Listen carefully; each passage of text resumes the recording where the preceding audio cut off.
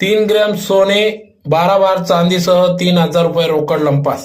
याबाबत वृत्त असे की धुळे शहरातील सुरत बायपास जवळील संबोधी नगर या ठिकाणी अज्ञात चोरट्यांनी धाडसी चोरी करत लाख रुपयाचा ऐवज चोरून नेला असल्याचे समजते। तर प्लॉट नंबर 31 येथे राहणारे जितेंद्र नानाभाऊ फुले हे आज सकाळी त्यांच्या मावशी यांना सोडण्यासाठी पहाटे 4 वाजता नागावबारी येथे गेले असता त्यांना जाताना त्यांनी घराच्या पुढील दरवाजा कडी लावली व मेन वॉल कंपाऊंडच्या गेटला कुलूप लावून ते मावशीला सोडवण्यासाठी गेले असता त्याच दरम्यान अज्ञात चोरट्याने त्यांच्या संरक्षण भिंतीवरून उड्या मारून घरात घुसून 3 ग्रॅम सोन्याचे दागिने, 12 बार चांदी, 3,500 रुपये रोख असा ऐवज लंपास केला।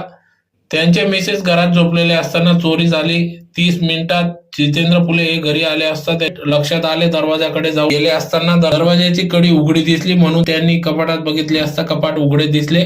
तर कपाटातून 3 ग्रॅम सोन्याचे दागिने, 3 ग्रॅम सोने, 12 बार चांदी व 3,000 रुपये रोकड असे लंपास चोरट्यांनी कपाटातून चोरी केली असल्याचे निदर्शनास आले।